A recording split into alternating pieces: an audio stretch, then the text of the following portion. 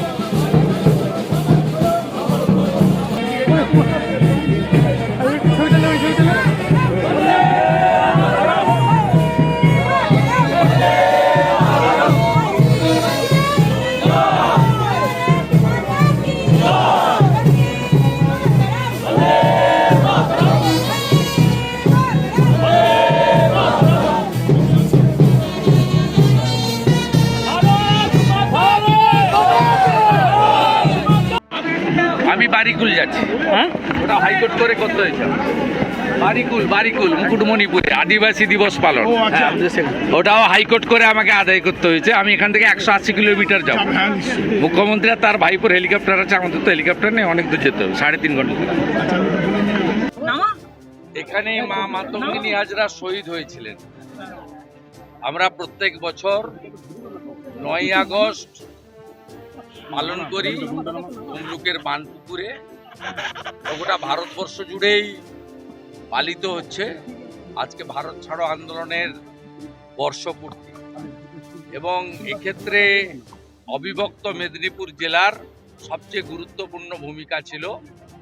আজকের এই আন্দোলন শুরু হয়েছিল সর্বাধিনায়ক সতীশবাবু, সুশীলবাবু, অজয়বাবু, রজনীবাবু, মা মাতঙ্গিনী হাজরা এদের উদ্যোগে এবং এর ফলশ্রুতিতেই 17ই ডিসেম্বর 1942 তাম্রলিপ্ত জাতীয় সরকার প্রতিষ্ঠা হয়েছিল।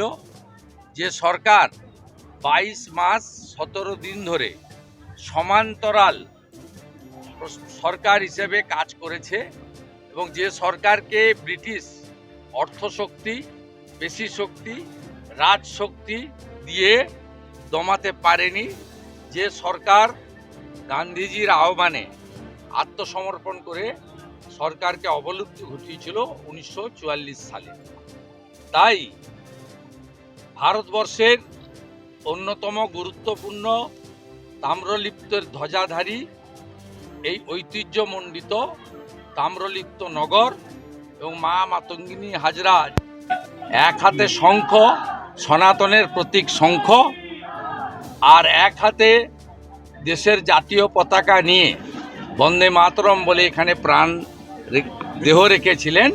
সেখানেই আমরা প্রতি বছরের মতো পালন করি। এখানে এইসব কাজেও পুলিশের বাধাদান হয়। আমরা বিগত দিনে সকালেই করতাম, কিন্তু পুলিশ বাবুরা তোলামুল তাদেরকে আগে সুযোগ দিয়েছেন, আমাদেরকে 1টার সময় করতে বলেছেন। তাই আমাদের দেরি হয়েছে, এখানে এসে আমরা কর্মসূচি পালন করলাম। আর মাননীয় মুখ্যমন্ত্রীকে বলবো, আপনি দয়া করে মাতঙ্গিনী হাজরার শহীদের জায়গার নাম ভুল বলবেন না। আপনি পিছাবনি বলেন। আপনি যথেষ্ট সম্মানীয় একটা প্রশাসনিক কর্ত্রী আমাদের রাজ্যের, শুনতে খুব খারাপ লাগে। আপনি দয়া করে এরপরে মা মাতঙ্গিনী হাজরাকে শ্রদ্ধা জ্ঞাপনের সময় নয় আপনি তার শহীদের জায়গাটা বলবেন না, যদি মনে না থাকে। আর যদি মনে থাকে সেটা যেন তমলুক এবং বানপুকুর এইটা উচ্চারিত হয়, পিছাবনি নয়।